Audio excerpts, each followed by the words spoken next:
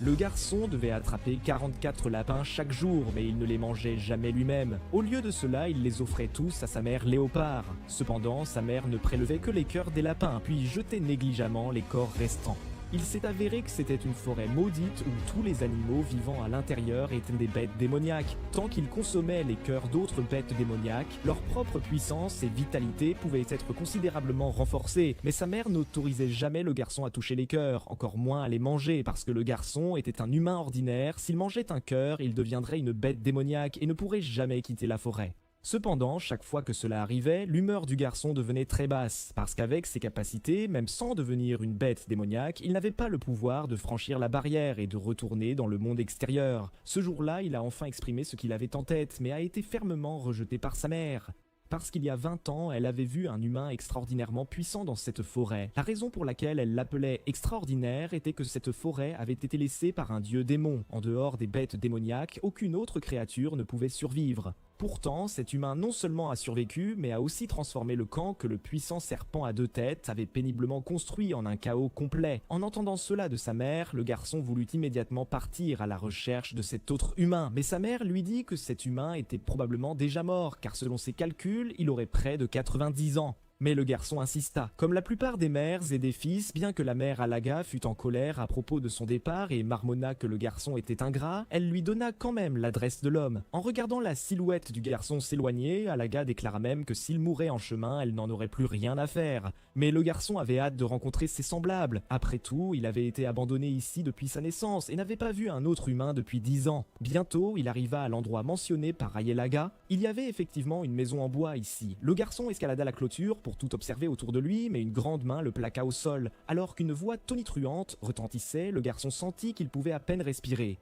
Il dit « Je suis le fils d'Aylaga, c'est ma mère qui m'a dit qu'un humain vivait ici. » En entendant le nom d'Aylaga, l'homme relâcha effectivement sa main et dit « Je devais une faveur à Aylaga. Si tu as besoin d'aide pour quelque chose, tu peux simplement le dire. Si tu voulais juste voir un autre humain, tu peux repartir maintenant. » En regardant le jeune homme fort de 90 ans devant lui, une certitude se forma dans le cœur du garçon. Cet homme devait avoir un moyen de lui faire quitter cette forêt, alors il exprima son souhait. Mais après l'avoir entendu, l'homme se contenta de rire. Il dit qu'il était bien trop naïf, sans parler de savoir si ses capacités pouvaient franchir la barrière. Le monde extérieur n'était pas aussi merveilleux qu'il l'imaginait non plus. Partout, il y avait des humains brutaux et rusés, pas aussi purs et beaux qu'à l'intérieur de la barrière. Après avoir examiné le garçon plus attentivement, il détermina que le garçon avait une graine des ténèbres en lui, parce que seuls des enfants comme lui étaient jetés dans la forêt. Et la plupart des enfants finissaient de soit manger par les bêtes démoniaques, soit mouraient ici à cause de l'invasion de l'énergie démoniaque, mais c'était précisément à cause de la constitution spéciale du garçon qu'il avait pu grandir paisiblement ici. L'homme lui dit aussi que s'il quittait la forêt, les gens dehors le traqueraient comme une cible. Cependant, ces avertissements ne pouvaient toujours pas ébranler la détermination du garçon à partir. Voyant le garçon si persistant, l'homme le saisit, prêt à lui donner une leçon. Il pensait qu'il se ferait battre par cet homme puissant, mais à sa grande surprise, l'homme voulait seulement lui apprendre à devenir un vrai homme et à devenir plus fort. La première chose fut d'apprendre au garçon à mettre des vêtements pour ne plus courir sauvage dans la forêt comme une bête. La deuxième fut de l'emmener chercher de la nourriture que les humains pouvaient manger. Toutes les créatures ici avaient été corrompues par l'énergie démoniaque. Donc avant de manger, il fallait enlever les cœurs corrompus et démoniaques, puis les laver à l'eau pure de la seule rivière saine. Après avoir fini, l'homme tendit une carotte au garçon. Le garçon hocha la tête en pensant à quel point il était misérable. Avant, en tant que bête, il mangeait de l'herbe, et maintenant, en tant qu'humain, il mangeait encore de l'herbe. Mais l'homme n'avait aucune intention de le laisser tranquille. L'étape suivante était de lui faire subir un entraînement infernal. Chaque jour, il devait porter des seaux d'eau et faire 99 tours de la forêt en courant. Dans la compréhension du garçon, apprendre à être humain n'avait absolument rien à voir avec devenir plus fort. Comme prévu, ces plaintes attirèrent Tmer Aylaga. En voyant son fils qu'elle avait élevé être torturé, Aylaga ne put s'empêcher de se moquer de lui pour s'être infligé cette souffrance. Mais le garçon Helmut était méprisant et déclara même qu'il n'appartenait pas ici et finirait par partir. Cette phrase plongea Aylaga dans une profonde déception. L'enfant qu'elle avait soigneusement nourri depuis sa jeunesse, il était temps de le laisser partir maintenant. Dans les jours suivants, Helmut devint de plus en plus fort sous l'entraînement de l'homme. Son esprit et sa volonté devinrent aussi plus déterminés et il commença même à manger des aliments qui avaient réellement du sens pour les humains. Mais ce n'était que la première étape de son entraînement. Après que son corps soit devenu fort, l'homme d'Arion décida de passer à l'étape suivante. Il fouilla dans des caisses pour trouver un bâton en bois, puis le fit tournoyer. Une lumière dorée éblouissante émana de sa main, suivie d'un grand fracas. Le rocher de la taille d'un éléphant dans la cour explosa instantanément. En regardant les fragments de pierre volants, Helmut resta aussi stupéfait sur place. Il s'émerveilla que Darion puisse avoir un pouvoir de combat aussi redoutable, sans griffes acérées ni dents, et se précipita immédiatement pour attraper sa jambe. Mais Darion ne céda pas, le repoussa d'un doigt, faisant réaliser à Helmut à quel point il était faible. Pendant l'entraînement, il lui montra aussi de première main quel type de structure musculaire pouvait produire un maniement de l'épée parfait. Au fur et à mesure que Helmut se faisait battre de plus en plus, sa maîtrise de l'escrime devenait de plus en plus experte et il comprit progressivement que l'épée devait devenir une avec l'esprit. C'est ainsi que Helmut s'entraîna jour après jour, jusqu'à ce jour où il alla seul se reposer près de la rivière et vit sa mère longtemps absente d'Ailuga. Sa mère remarqua d'abord que son fils était devenu beaucoup plus robuste, puis se moqua immédiatement en disant que son fils n'était passé que d'un poulet faible à un poulet adulte, pas encore au niveau d'une puissance explosive au combat. Helmut répliqua directement « Tu ne peux définitivement pas battre Darien ». Cette phrase mit Tada en colère au maximum. Après s'être enfin calmée, elle expliqua lentement à Helmut qu'il y avait 3 forces relativement fortes dans cette forêt. La première était Darion, la seconde elle-même, et la troisième était Nash, un serpent géant venimeux à 2 têtes. Si elle et Darion se battaient, ce serpent rusé profiterait certainement de l'occasion pour tous les éliminer. Et l'endroit qu'il occupait était l'existence la plus terrifiante et dégoûtante de cette forêt. Darion avait jadis détruit son territoire, c'est pourquoi Nash lui en voulait depuis. En entendant cela, Helmut montra immédiatement son intérêt pour le territoire de Nash et Laga le laissa faire comme d'habitude et le porta même en vol au-dessus des cimes vers le camp de Nash. Bientôt, ils arrivèrent au-dessus du camp, et Laga expliqua patiemment « Cet endroit s'appelle la ferme humaine. On l'appelle ainsi car les humains ici sont tous des enfants abandonnés. Ils ramenèrent les enfants puis les élevaient jusqu'à ce que Nash puisse les manger. Mais la pensée de Helmut dérivait toujours car il voyait des humains différents de lui. Ayelaga dit que c'était être des femmes humaines, juste un genre différent de celui de Helmut. De plus, ces femmes humaines avaient une situation pire, parce que ce que Nash préférait le plus, c'était ses filles à la peau délicate. Ces hommes ne pouvaient travailler dans la ferme que jusqu'à leur mort. En entendant cela, Helmut eut froid dans le dos. S'il n'avait pas été recueilli par Ayelaga, il serait probablement lui aussi en train de travailler à la ferme. Helmut regarda profondément Ilaga. Alors qu'il s'apprêtait à demander quelque chose de plus, Ilaga le tira pour partir, mais à sa grande surprise, une vague d'énergie démoniaque attaqua par derrière. C'était Nash. Ilaga protégea immédiatement Helmut derrière elle en adoptant une posture défensive, mais Nash fixa son regard sur Helmut, allant même jusqu'à railler que la chair du jeune garçon devrait avoir meilleur goût, déclarant qu'il voulait y goûter. Mais Ilaga riposta avec autorité. « C'est mon fils, n'y pense même pas ». Mais soudainement, Nash tendit sa langue vers la tête de Helmut, demandant « Quel est ton lien avec Darion? Pourquoi sens-tu comme lui ?» Helmut était déjà tétanisé de peur à cet instant. Heureusement, Yelaga força Nash à reculer, disant que Helmut venait de voler les vêtements de Darion. Évidemment, Nash ne le crut pas et insista toujours pour manger Helmut. Cette phrase mit Yelaga en colère au plus haut point.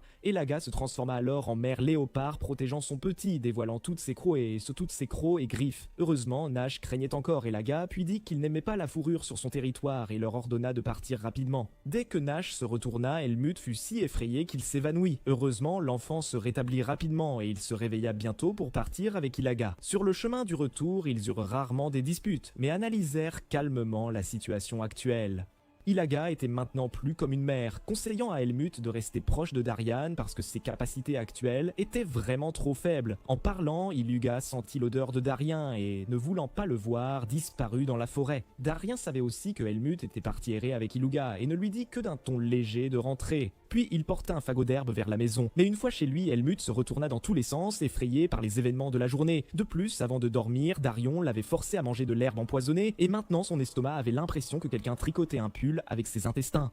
Mais après avoir supporté cela, Helmut semblait être une autre personne. Non seulement son physique devint plus robuste, mais aussi son aura et son pouvoir mental augmentèrent de 10 niveaux. Avec juste une épée en bois, il faillit fendre l'arbre centenaire à l'entrée. Voyant que le moment était propice, Darion décida également d'emmener Helmut à l'étape suivante de l'entraînement, la condensation du pouvoir sacré. Ce pouvoir sacré consistait à utiliser le corps pour absorber l'énergie spirituelle de l'air et la canaliser à travers les bras pour la concentrer sur l'arme, tuant les ennemis en un seul coup. Mais lors de l'utilisation du pouvoir sacré, il ne faut avoir aucune pensée distrayante, sinon on pourrait subir un retour de flamme, causant l'explosion du corps. La première étape de la cultivation était de contrôler sa respiration. Pendant que Darion parlait, il avait déjà commencé à attaquer. Helmut, encore novice, vit rapidement sa respiration perturbée, suscitant la moquerie de Darion. En même temps, celui-ci lui rappelait comment contrôler sa respiration et son aura. Finalement, avec la bénédiction de l'auréole du protagoniste, Helmut lâcha sa première épée de lumière sacrée, mais Darion n'avait aucune intention de lui faire de cadeau. Qu'importe importe le vent, la neige, le tonnerre ou la pluie, il entraînait sans relâche Helmut de différentes manières. Finalement, après 4 ans, Helmut pouvait déjà fendre un arbre centenaire d'un seul coup d'épée. En voyant cette scène, Darion était également très satisfait, déclarant qu'Helmut pouvait maintenant être diplômé et que s'il voulait quitter cet endroit, il devait le faire rapidement, car la graine des ténèbres dans le corps d'Helmut grandissait et la barrière le considérerait comme une bête démoniaque. Maintenant, il devait se rendre à la partie la plus faible de la barrière au sud. Quant à l'endroit exact, Darion disait ne pas savoir. Le seul à le savoir était Yarugo, le responsable de la ferme humaine de Nash. Après avoir dit tout cela, Darion se sentit le cœur lourd. Parce qu'Helmut avait la graine des ténèbres et qu'il possédait désormais des capacités formidables, il ne pouvait contrôler s'il serait juste ou malfaisant à l'avenir. Tout ce qu'il pouvait faire, c'était dire à Helmut que quoi qu'il arrive, il devait garder fermement son véritable cœur. Cette nuit fut le jour le plus difficile et confus des 14 ans d'Helmut, car demain il partirait d'ici, quitterait Darion et Alaga et pourrait ne plus jamais revoir ses 2 compagnons qui n'étaient en pas de la famille, mais mieux que la famille. Et Alaga apparut à ses côtés à temps, le réconfortant en lui disant que la vie implique toujours de parcourir de longs chemins. Le lendemain, Yelaga accompagna Helmut pour dire au revoir à Darion, mais trouva Darion assis en tailleur dans la maison. Helmut essaya de l'appeler, mais découvrit que Darion avait déjà fermé les yeux et avait cessé de respirer. À ce moment-là, il comprit enfin ce que Darion voulait dire hier lorsqu'il disait qu'il devait aussi partir. Après avoir ajusté son humeur, Helmut prit le paquet que Darion avait préparé et se dirigea vers le territoire de Nash. En regardant en arrière vers Ilaga, il la trouva, le regardant avec des larmes aux yeux, mais il se mordit la lèvre. Certaines choses, en fin de compte, doivent être affrontées seules. Helmut tâtonna dans l'obscurité vers la ferme humaine de Nash. Chaque hiver, Nash hibernait et cette période était la plus chaotique à la ferme. Yarugo venait juste de terminer de gérer les affaires de la ferme et n'avait absolument pas perçu l'approche d'Helmut. Ce n'est que lorsqu'une épée fut pressée contre sa gorge qu'il détecta la présence de quelqu'un dans la pièce. Après avoir clairement vu que la personne devant lui était un enfant, il se détendit. Il croyait ne pas perdre face à un enfant et possédait aussi la capacité d'éveiller Nash. Il demanda même à Helmut des nouvelles de Darion. Voyant qu'Helmut restait silencieux, il devina déjà que Darion était décédé, alors il se moqua de lui sans scrupule. Mais à sa grande surprise, Helmut n'était plus l'enfant faible d'il y a 4 ans. Il déclara directement son intention et pressa son épée contre la gorge de Yarugo. Ce n'est que lorsqu'il vit du sang suinter du cou que Yarugo comprit que cet enfant était une forte personnalité, et même lui, un mage pratiquant la magie noire, pourrait ne pas le battre. Mais Yarugo se débattait encore, affirmant être le seul à savoir comment sortir de la forêt et que s'il était tué, Helmut pouvait oublier toute sortie. Mais évidemment, Helmut était venu préparé. Dès qu'il mentionna que les mages aiment tenir des registres, Yarugo perdit immédiatement confiance et ne put que conduire à contre-cœur Helmut au sous-sol. Mais il rappela qu'aucune personne n'avait réussi à traverser la forêt malgré tous les ans passés. Puis il sortit un dictionnaire épais. Le livre indiquait que la partie la plus faible de la barrière était une cascade au sud, qui pouvait laver une partie de l'énergie démoniaque, mais qui pouvait aussi effacer le pouvoir sacré. Dès que la barrière détectait même une trace de pouvoir démoniaque, elle déchirerait la personne en morceaux. Le cœur d'Helmut trembla légèrement. Bien qu'il puisse utiliser le pouvoir sacré pour envelopper la graine des ténèbres dans son corps, s'il en fuyait même une trace, il mourrait sans lieu de sépulture, mais son désir long de plusieurs années de liberté le poussa quand même à avancer. Mais avant de partir, il fallait s'occuper de cet homme détestable, Yarugo. Bien qu'il ne le tuerait pas, le ligoter et le laisser mourir de faim 3 jours était acceptable. Helmut ne s'attendait pas à ce que sa clémence momentanée lui apporte de gros ennuis. Il n'avait même pas encore quitté la ferme. Lorsque Yarugo activa la magie noire pour réveiller Nash endormi et lui raconta tout sur la mort de Darion et ce qui venait de se passer, Nash haïssait profondément Darion. En apprenant que Helmut était un disciple de Darion, Nash ne pouvait bien sûr pas le laisser partir. Il franchit le mur et poursuivit Helmut. À ce moment, Helmut sentait aussi le danger s'approcher car de plus en plus de petites bêtes démoniaques passaient à côté de lui mais ne s'intéressaient pas à lui, fuyaient désespérément en avant. Cette situation ne pouvait signifier qu'une chose, un gros danger arrivait par derrière. En effet, une forte sensation d'oppression venait de l'arrière. Helmut la connaissait trop bien. C'était elle, il y a 4 ans, cette même force l'avait effrayé jusqu'à perdre connaissance. Sans l'aide des Luga, il aurait été digéré plusieurs fois dans le corps de Nash. Mais évidemment, la vitesse et l'énergie démoniaque de Nash étaient trop grandes pour être évitées. La seule chose qu'il pouvait faire était de se battre dos au mur. Helmut prit une posture de combat et Nash était déjà à moins d'1 mètre de lui. Évidemment, Nash ne le prenait pas au sérieux, lui disant d'obéir et de devenir son dîner. Mais les années d'entraînement d'Helmut n'étaient pas vaines. Il redressa le dos, déclarant que s'il ne le laissait pas partir, sa seule option était de tuer Nash avant de partir. Nash fut complètement enragé par ce ton arrogant et lança une attaque directe, mais contre toute attente, son attaque fut parfaitement esquivée par Helmut. C'était également la première fois qu'Helmut voyait la puissance de l'attaque d'une bête démoniaque. Mais Darion lui avait enseigné qu'il devait rester calme, même l'adversaire le plus fort a ses faiblesses. Prenant une profonde inspiration, Helmut trouva la faiblesse de Nash, dégaina son épée, concentra son énergie, sauta, attaqua, tout en un mouvement fluide accompagné d'un cri. L'un des yeux de la tête de Nash fut aveuglé, et Helmut profita de cette occasion pour s'échapper. Mais à sa grande surprise, une scène étrange se produisit derrière lui. Nash mangea en fait son autre tête. On pourrait même dire que cette tête était inutile, et Nash se transforma de serpent à 2 têtes en serpent à 1 tête. Ayant payé un prix aussi lourd, comment Nash pourrait-il facilement laisser Helmut partir? Maintenant complètement frénétique, il ne voulait que déchirer Helmut en morceaux, mais Nash, habitué à voir le monde avec 4 yeux, maintenant qu'il en avait perdu un devant, sa vision était gravement altérée. Après avoir tissé à travers la forêt pendant 2 minutes, il ne pouvait toujours pas verrouiller sa cible. À ce moment, Helmut s'appuyait faiblement contre un arbre, haletant après ce coup fatal porté. Il savait qu'avec ses capacités actuelles, il ne pouvait pas affronter Nash de front.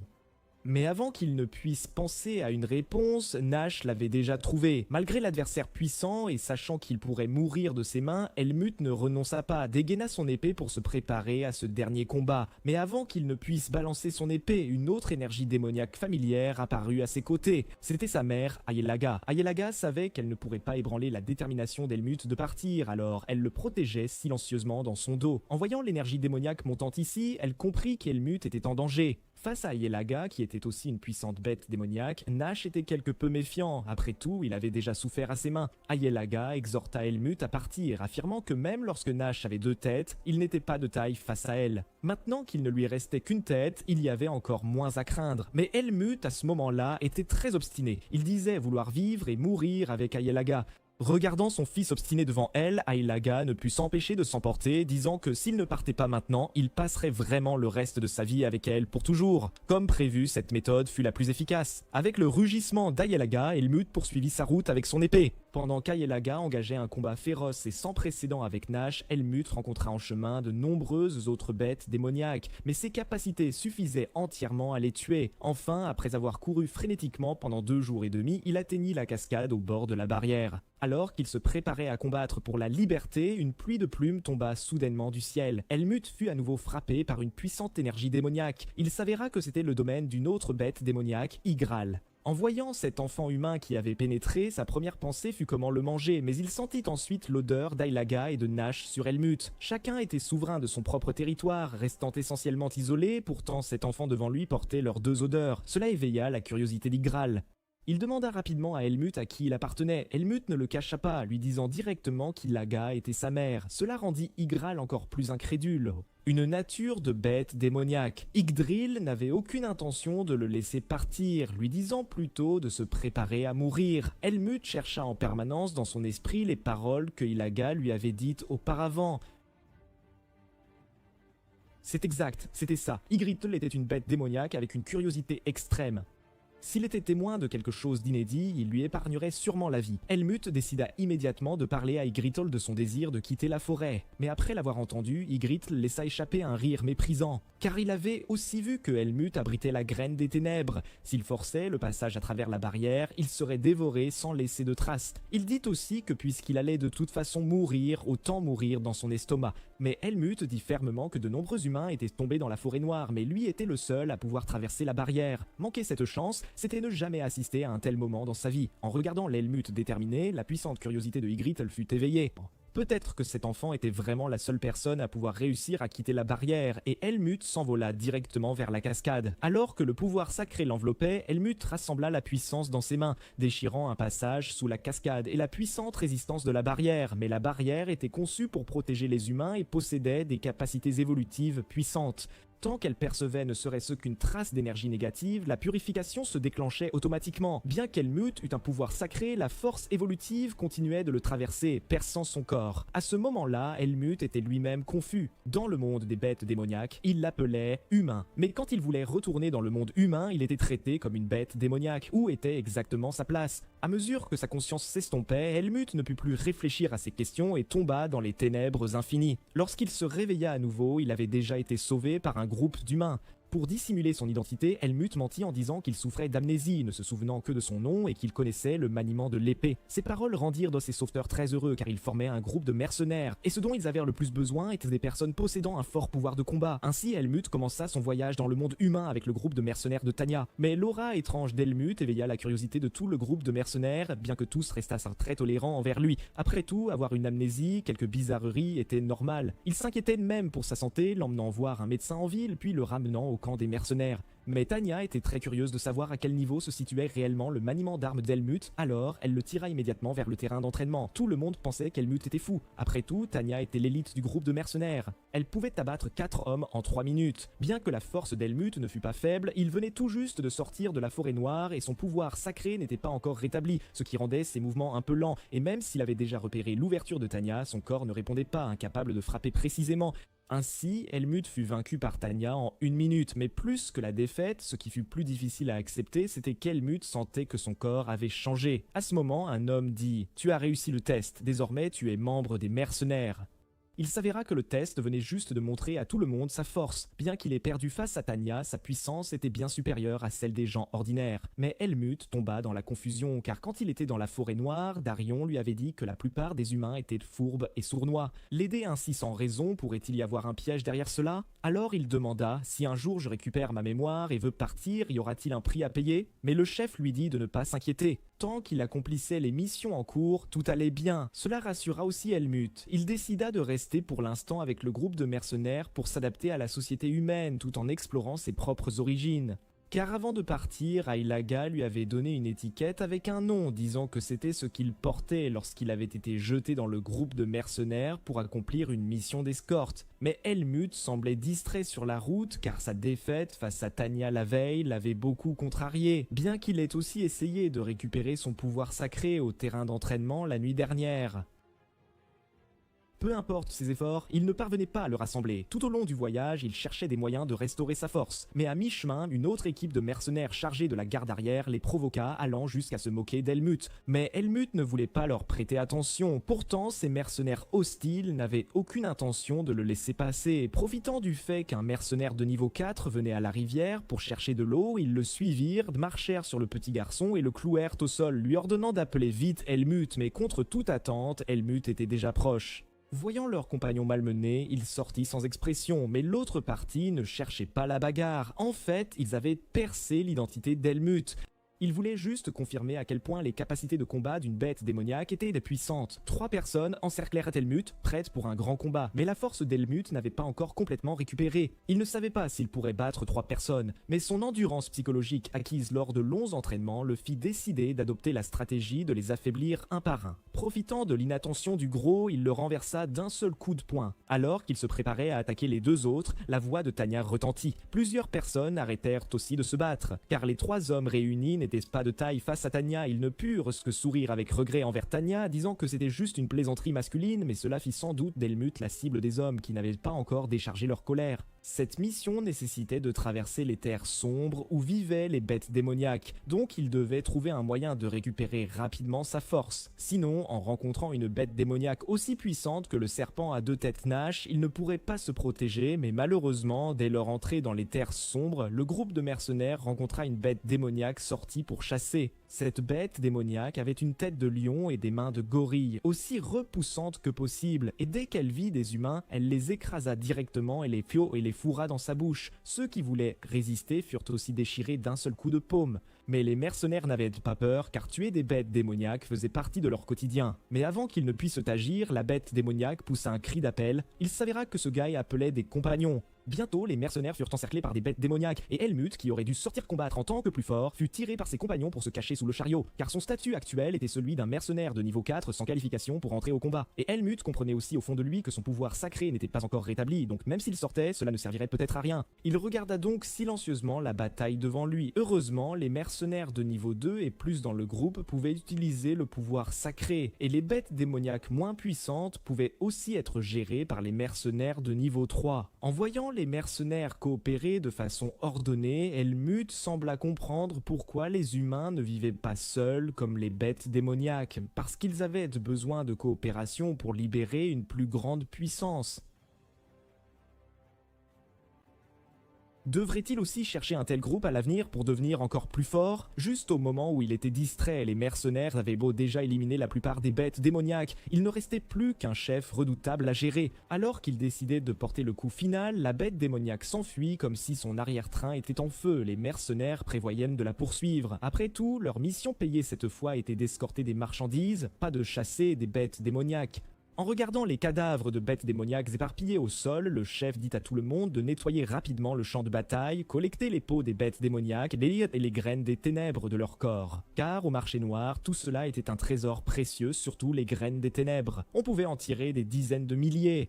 Et l'explication du chef sur les graines des ténèbres, c'était similaire à ce qu'Helmut avait entendu auparavant. Une fois placées dans le corps, on devenait corrompu par la démence. Les personnes nées avec les graines des ténèbres dans leur corps étaient immédiatement exécutées.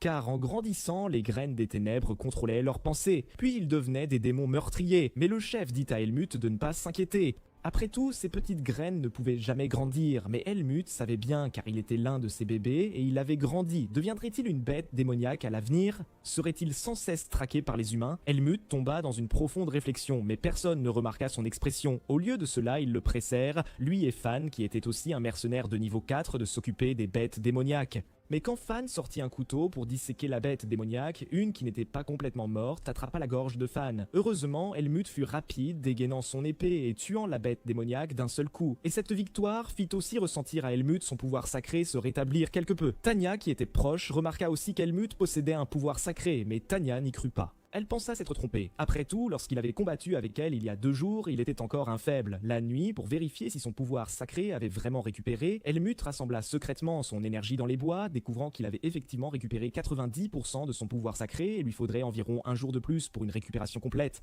Avec la récupération du pouvoir sacré, la perception d'Helmut augmenta aussi de plusieurs niveaux. Il sentit clairement que la bête démoniaque qui s'était enfuie dans la journée était toujours proche. Il n'osa pas baisser sa garde, pensant à trouver rapidement un endroit pour se reposer. Mais contre toute attente, un membre du groupe de mercenaires de Terek qu'il avait affronté dans la journée posa son regard sur lui, allant même jusqu'à préparer une attaque surprise. Mais à ce moment-là, Helmut avait déjà récupéré son pouvoir sacré, il ne le prit donc naturellement pas au sérieux. Et le comportement de cet individu pendant la journée dégoûtait profondément Helmut. Mais ce gars ne semblait pas remarquer la différence chez Helmut, lançant directement un coup de poing volant vers lui. Mais contre toute attente, Helmut le saisit d'une main. D'une légère force, il fut projeté à 5 mètres de distance, mais il n'admettait absolument pas la défaite, déclarant qu'il tuerait Helmut. Alors que les deux silhouettes se chevauchaient avant qu'ils ne puissent frapper d'un seul coup d'épée de Helmut, les jambes de l'homme furent tranchées. À ce moment-là, l'homme vit aussi clairement la force de Helmut. Il voulait maintenant juste s'enfuir. S'échapper et retourner au camp pourrait lui permettre de survivre. Mais en regardant l'homme qui se débattait devant lui, Helmut se sentit étrangement excité. Une voix émergea soudainement dans son cerveau. Tue-le, tue-le. À cet instant, Helmut sentit qu'il était rongé par la graine des ténèbres. Il était sur le point de devenir une bête démoniaque inhumaine.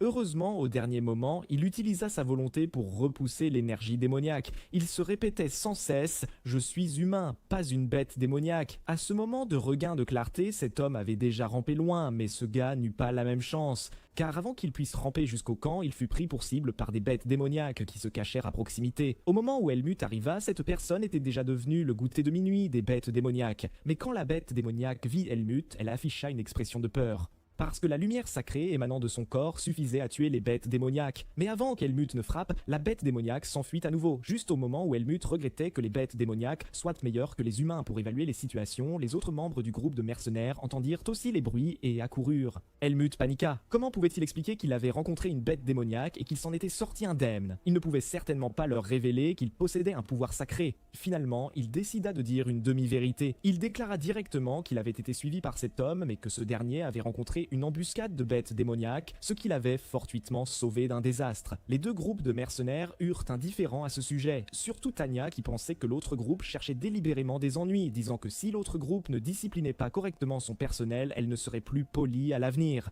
Et l'autre partie admit également sa faute, déclarant que la personne était déjà morte et que des incidents similaires ne se reproduiraient plus. Avec cela, l'affaire fut close, mais de façon inattendue, de retour au camp, Tanya, qui venait de défendre Helmut, lui donna un coup de poing sur la tête en le réprimandant pour être sorti seul tard dans la nuit. S'il devait sortir, il aurait dû la prévenir pour qu'ils y aillent ensemble. Au moins, elle aurait pu le protéger. Après avoir grondé Helmut, Tanya lui frotta la tête, comme une sœur le ferait. À cet instant, Helmut eut l'impression d'être revenu au jour passé dans la forêt sombre avec son maître. Il comprit enfin que c'était une émotion proprement humaine, le sentiment d'être pris en charge par les autres. Son cœur trembla légèrement. Tôt le lendemain matin, le chef ordonna à tout le monde de partir immédiatement car ils avaient déjà perdu 3 compagnons en une seule journée. Continuer le combat ne ferait que causer des pertes inutiles. Mais avant qu'ils ne partent, une autre vague de bêtes démoniaques descendit du ciel.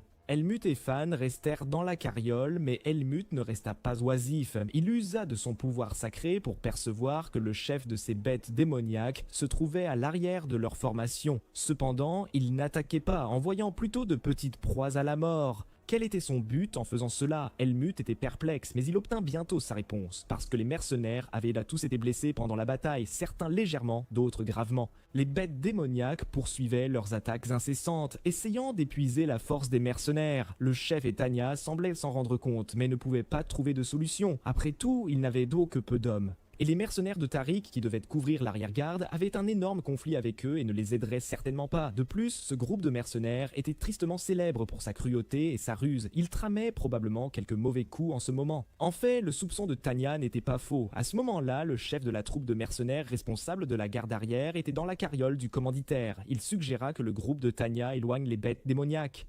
Tandis que lui et le commanditaire s'échappaient avec la cargaison, en entendant cette suggestion, le commanditaire déclara franchement qu'elle était immorale, mais le chef répliqua directement que conscience et honneur étaient des choses extérieures à présent, qu'il fallait oublier si la cargaison pourrait atteindre sa destination, même si la survie du commanditaire était incertaine. Comme prévu, le commanditaire fut persuadé et décida de mettre en œuvre ce plan méprisable. Le lendemain, dès leur départ, la carriole d'escorte fila à toute vitesse, abandonnant directement le groupe de Tanya derrière. Avant qu'ils ne puissent réagir, ce groupe avait déjà pris la fuite. Et à ce moment, une nouvelle vague d'attaques de bêtes démoniaques se précipita sur eux. Face à la horde écrasante de bêtes démoniaques, les mercenaires peinaient. Voyant ses compagnons tomber et être blessés un par un, Helmut prit une décision. Bien que son maître lui ait dit de ne pas faire confiance aux humains, il sentait que ces gens n'étaient pas le côté sombre de l'humanité. Il méritait sa confiance. Il cessa de se cacher, tira son épée et rassembla son pouvoir sacré, traçant dans l'air des entaillures continues en forme de croix. En une seule minute, il avait massacré plus de 100 bêtes démoniaques. Cette opération laissa les membres du groupe de mercenaires stupéfaits, disant que Tanya avait ramassé une sorte de bête démoniaque. Mais face aux incessantes questions de tous, Helmut choisit encore de cacher la vérité. Il affirma qu'il venait de récupérer physiquement, mais que sa mémoire n'était pas revenue. Avec cette déclaration, tout le groupe de mercenaires se sentit plutôt stupide. Demander à un amnésique comment il était devenu aussi habile était en effet assez absurde. Ayant résolu la crise immédiate, tout le monde décida à l'unanimité de rattraper le groupe en avant. Il les avait abandonnés en tant qu'appât, ce qui était simplement trop scandaleux, et le paiement n'avait pas encore été réglé. Ils devaient récupérer cet argent coûte que coûte. Mais avant même d'avoir avancé de quelques mètres, Helmut leur fit arrêter. Parce qu'il sentit que le groupe en avant avait déjà été capturé par le chef des bêtes démoniaques, il leur faudrait 1 heure pour atteindre le champ de bataille. À cette déclaration, le chef fut choqué sur place, car même en tant que mercenaire de niveau 2, il ne possédait pas de telles capacités. Mais il se sentit ensuite chanceux. Helmut avait été sauvé par sa sœur Tanya, donc au moins pour l'instant, il était de leur côté. Pendant ce temps, la situation du régiment de Tariq qui courait devant n'était pas optimiste.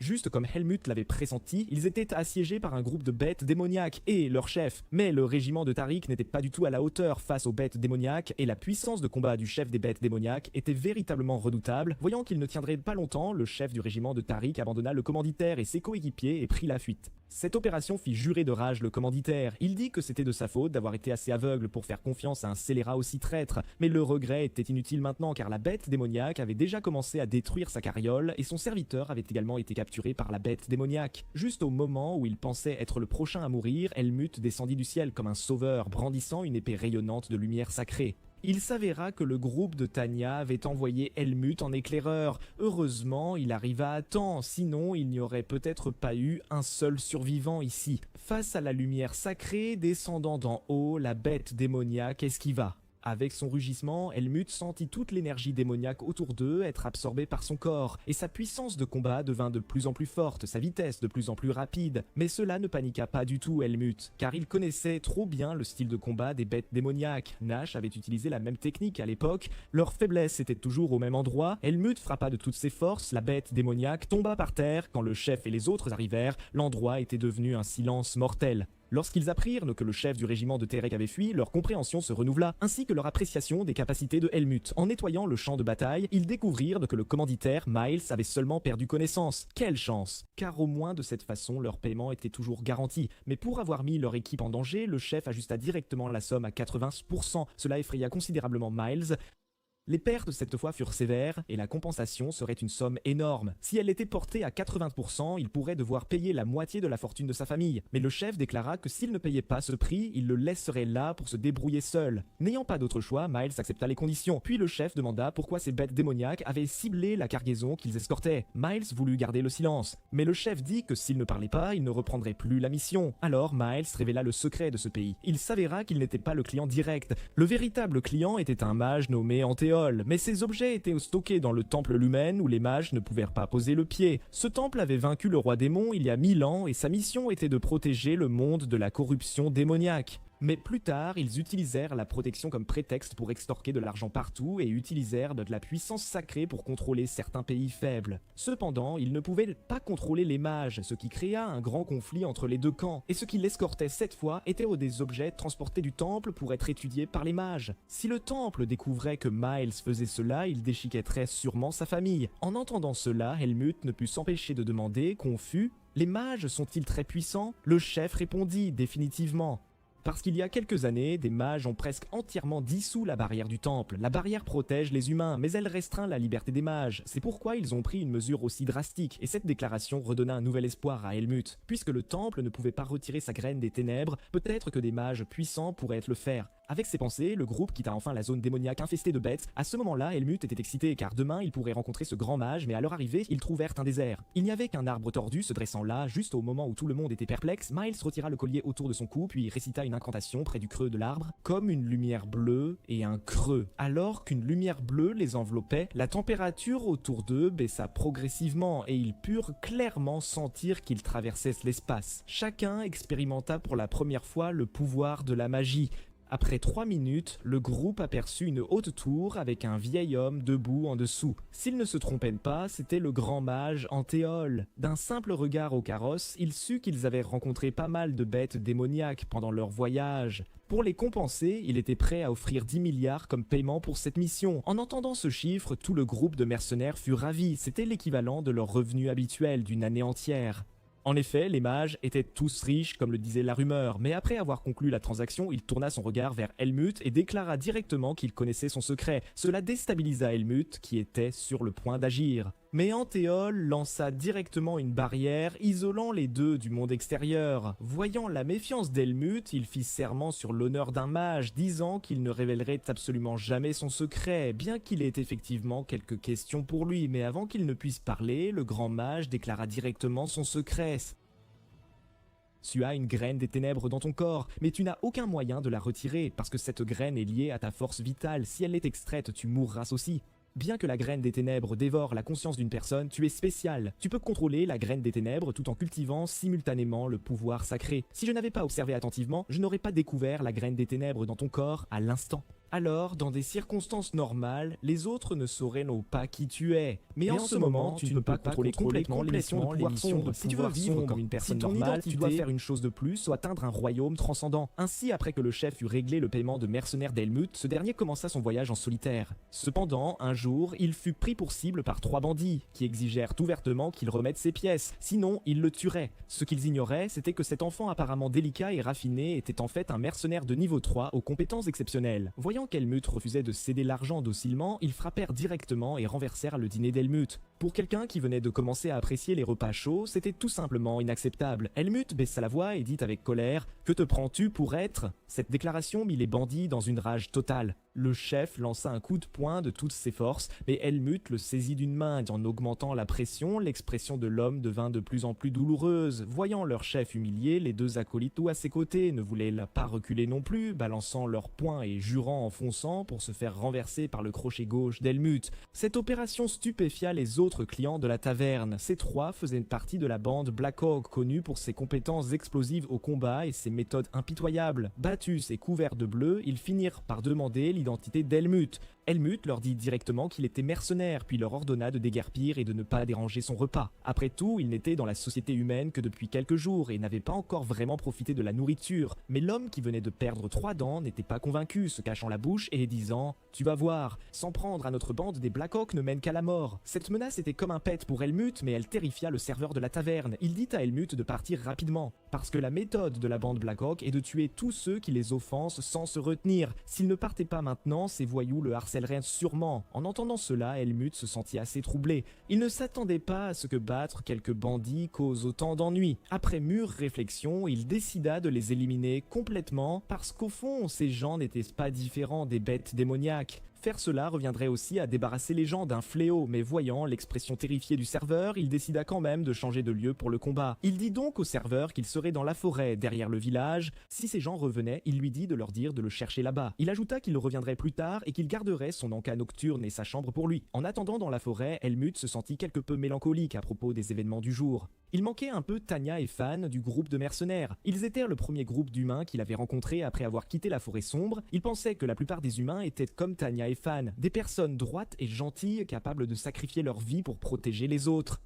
L'arrogance et l'intimidation des bandits ce jour-là n'étaient pas différentes des bêtes démoniaques, ce qui renouvela sa compréhension de la nature humaine. Alors qu'il était perdu dans ses pensées, les bandits arrivèrent dans la forêt. Helmut ne perdit pas de temps. Il sortit son arc et ses flèches et tira rapidement sur 5 personnes. Ils n'eurent même pas le temps de dire leurs derniers mots avant de tomber. Cette rapidité et ce résultat surprit quelque peu Helmut. Il avait pensé que les renforts qu'ils avaient amenés seraient quelque peu capables, mais ils étaient des débutants incapables même de rivaliser avec Tanya. Après avoir fini en 3 minutes, Helmut voulait retourner prendre son encas nocturne. Mais à ce moment-là, la graine des ténèbres dans son corps commença à s'éveiller, émettant une lumière violette. Cela fit s'effondrer Helmut à terre de douleur. Il usa rapidement du pouvoir sacré pour la réprimer. Après plusieurs efforts d'autocontrôle, bien qu'il ne soit pas dominé par l'énergie démoniaque, la douleur sourde dans sa poitrine rendait encore la respiration difficile. Helmut était complètement perplexe. Il n'était clairement pas proche des bêtes démoniaques. Alors pourquoi la graine des ténèbres s'était-elle éveillée? Son acte de tuer pouvait-il aussi exciter cette graine?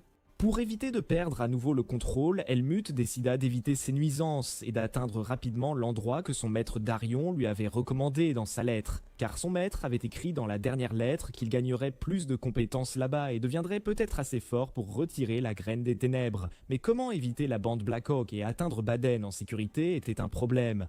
Après mûre réflexion, Helmut décida d'utiliser le certificat de mercenaire temporaire que Tanya lui avait donné pour accepter une mission d'escorte. Parce que la plupart des personnes qui engagèrent des mercenaires étaient des nobles, et la bande Blackhawk avait quelques réserves envers les nobles. Helmut emmena son certificat au centre de commission. La dame au comptoir pensa qu'il était un enfant mineur perdu, mais en voyant le certificat de niveau 3 qu'Helmut produisit, elle se mit à danser de joie. C'était la première fois qu'elle voyait un mercenaire de niveau 3 aussi jeune.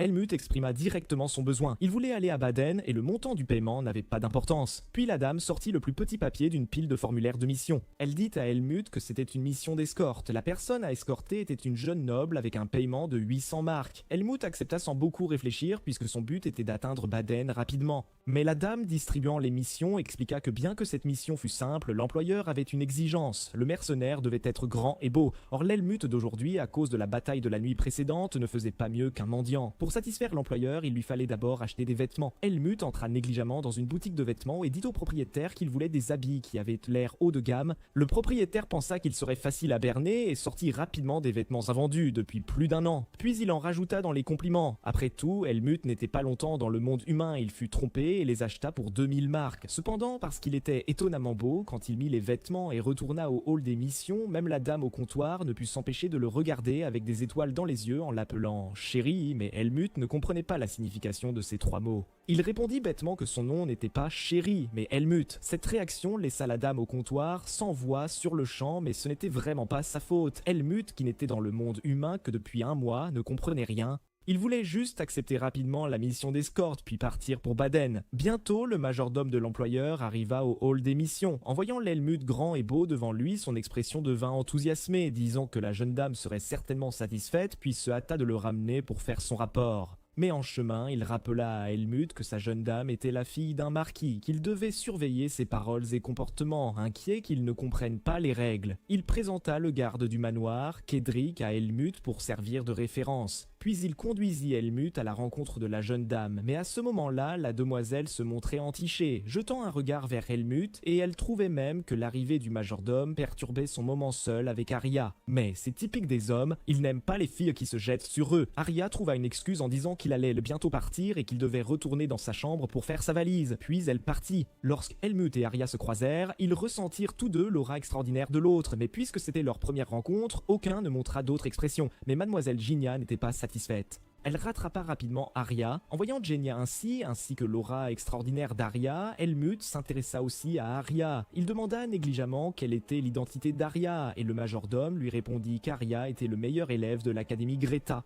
Helmut trouva soudain cela assez incroyable, car c'était précisément l'école où il allait. Ainsi, Helmut commença sans difficulté le voyage vers Baden avec ce groupe. Mais en chemin, plus il regardait Arya, plus il lui semblait étrange, parce que la lueur émanant de lui semblait toujours familière. Enfin, le 3e jour après le départ, Helmut se rappela soudain le grand mage d'avant. C'était exact, la lueur sur Arya était celle d'un mage, mais quelle magie spécifique il pratiquait? Helmut n'en avait aucun moyen de le savoir. Pendant ce temps, Arya avait du mal. Parce que mademoiselle Genya était comme un paon, se montrant constamment à lui. Finalement, Arya dit que le voyage était long et qu'il avait besoin de se reposer. Ce n'est qu'à ce moment-là que Genya ferma la bouche à contre-cœur. Tout au long du voyage, Helmut ne resta pas inactif non plus. Lorsqu'il assurait la garde seul la nuit, il s'entraînait secrètement à son pouvoir sacré. Mais il sentait toujours qu'après que la graine des ténèbres s'était éveillée la dernière fois, des changements s'étaient produits dans son corps. La circulation du pouvoir sacré en lui n'était pas tout à fait fluide. Ce qu'il ignorait, c'était qu'à chaque fois qu'il s'entraînait, il était surveillé par un pigeon envoyé par Arya. Mais la clarté de voir le monde à travers les yeux des animaux restait limitée. Ainsi, Arya ne savait qu'Helmut était un mercenaire relativement fort, mais ne pouvait recueillir d'autres informations à son sujet, jusqu'au jour où Arya et Helmut montrèrent enfin clairement leur véritable puissance, car Helmut avait tué des membres de la bande Blackhawk, ce qui avait directement enragé ce groupe. Ils envoyèrent plus d'une douzaine de personnes pour traquer Helmut.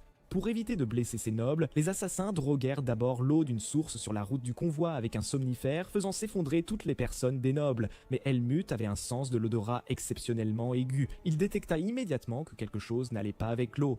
Quand tout le monde tomba, il versa discrètement l'eau de sa coupe. Alors que l'eau s'infiltrait dans le sol, les assassins cessèrent de se cacher et se révélèrent, mais voyant qu'Helmut ne s'était pas effondré, leurs visages montrèrent plus de choc que de curiosité, car le chef des assassins envoyé par la bande Blackhawk était l'ancien chef et vice-chef du régiment de Tariq. Après leur fuite, ils étaient devenus des commandants solitaires et pour survivre, ils avaient rejoint la bande Blackhawk. Ils n'avaient pas prévu que leur première mission serait de traquer Helmut, mais ils n'avaient aucune intention de montrer un vieux sentiment. Ils dégainèrent directement leur lame pour frapper Helmut. Mais avant de pouvoir s'approcher d'Helmut, l'assassin fut projeté en arrière par une boule de foudre. Arya apparut entourée d'éclairs, disant « Partez maintenant si vous ne voulez pas mourir ». Mais clairement, ces assassins n'étaient pas effrayés par le jeune homme devant eux. Ils se dispersèrent directement et commencèrent à attaquer Arya et Helmut, mais Helmut ne voulait pas révéler son pouvoir sacré devant Arya à ce moment-là, alors il combattit en reculant jusqu'à se retirer profondément dans la forêt. Ce mouvement fit penser aux assassins que la force d'Helmut était insuffisante, c'est pourquoi il esquivait. Ce n'est que lorsque Helmut rassembla tout son pouvoir sacré dans son épée que les assassins réalisèrent qu'ils l'avaient sous-estimé. La force d'Helmut dépassait largement la leur. En seulement 3 coups, Helmut avait déjà mis l'assassin à terre, incapable de se relever, mais Helmut ne tua pas cet adversaire vaincu. Parce que la dernière tuerie lui avait fait comprendre qu'il ne devait absolument jamais donner une opportunité au siège des ténèbres. Pendant ce temps, le combat du côté d'Arya était clairement plus spectaculaire. Il activa un cercle magique, transformant toutes les pierres au sol en armes qui s'écrasèrent sur les assassins, lançant même des attaques électriques, électrocutant les assassins approchant jusqu'à ce qu'ils soient carbonisés à l'extérieur et tendres à l'intérieur.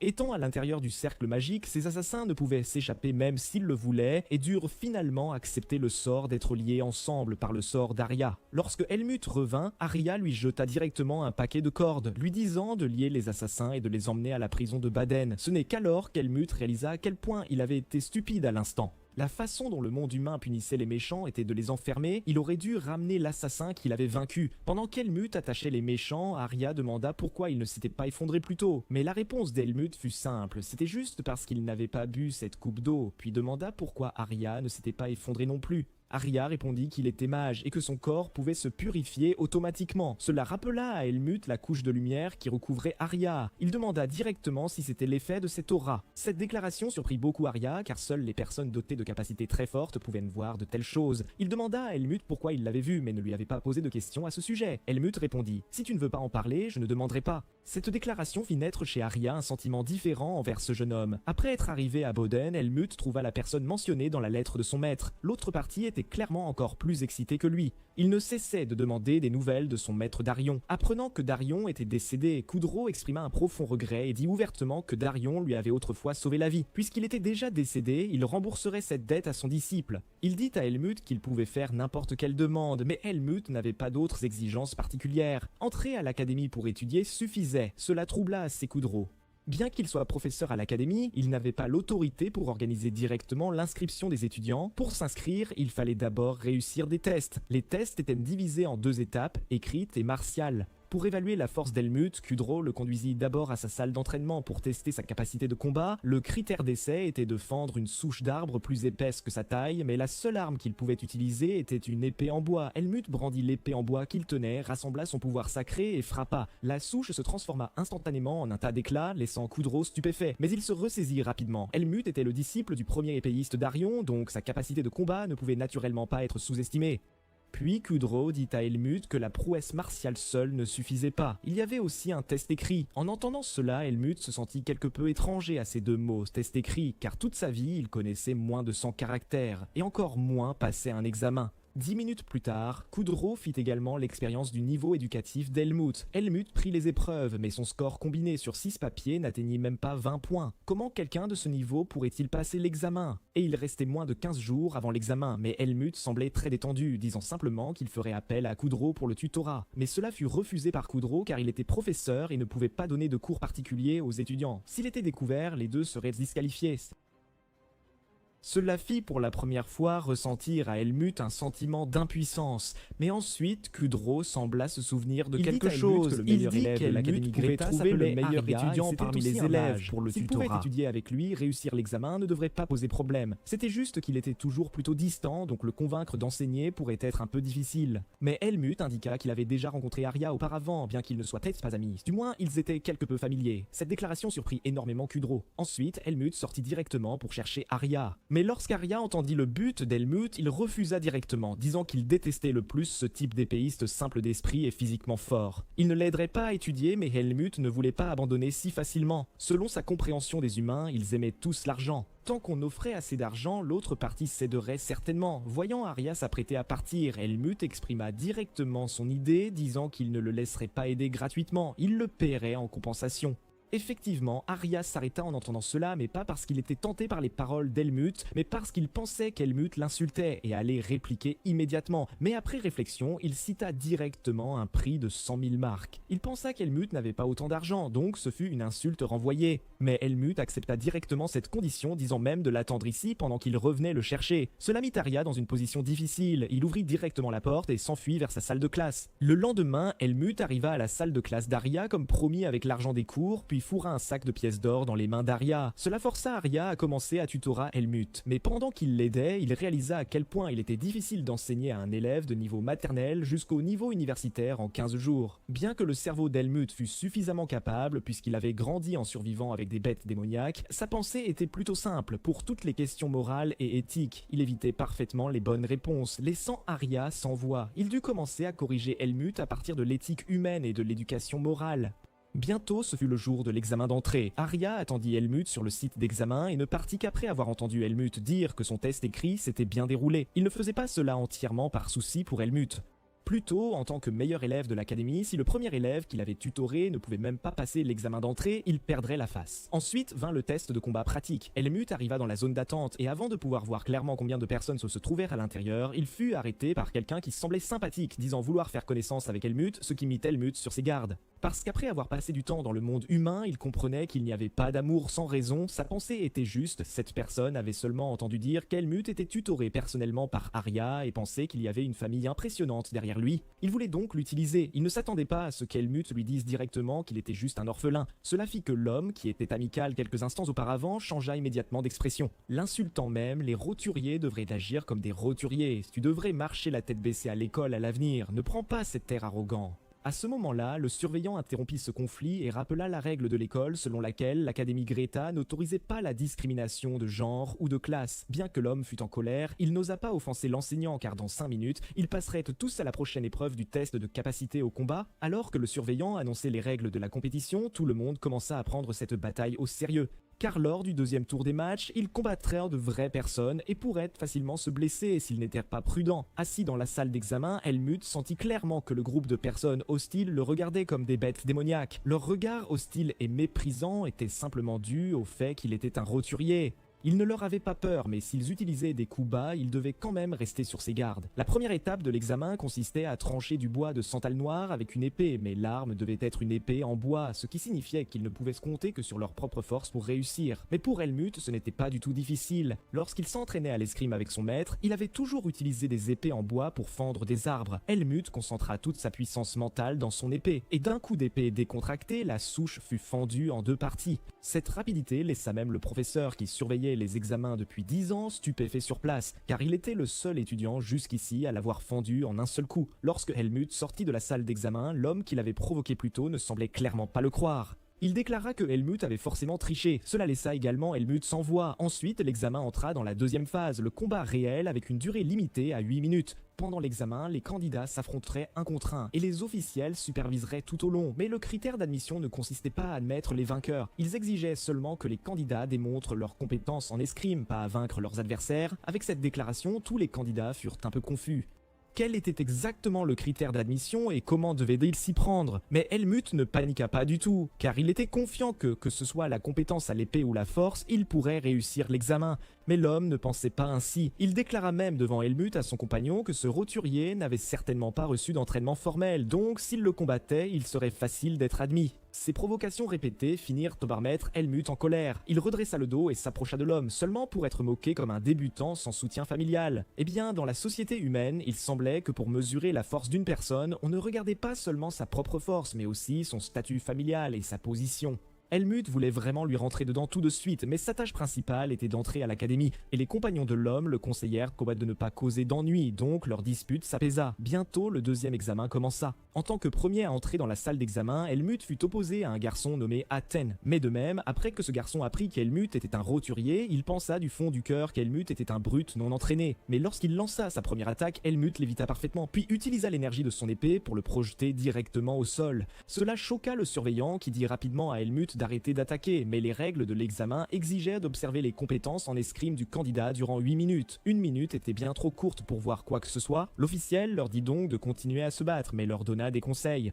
L'escrime d'Helmut était trop meurtrière, chaque coup visant à tuer son adversaire. Athènes n'avait clairement pas utilisé toute sa force en le sous-estimant, alors l'officiel suggéra à Helmut de ne pas penser à comment vaincre son adversaire, mais plutôt comment lui apprendre à pratiquer l'escrime, ainsi les mouvements qu'il montrerait seraient complètement différents. En entendant ces paroles, Helmut se rappela la scène où son maître Darion lui avait enseigné et comprit instantanément ce qu'il voulait dire. Ayant entendu cela, Ayton réalisa aussi son erreur. Il s'excusa auprès d'Helmut et déclara sincèrement qu'il utiliserait toute sa force lors du prochain combat.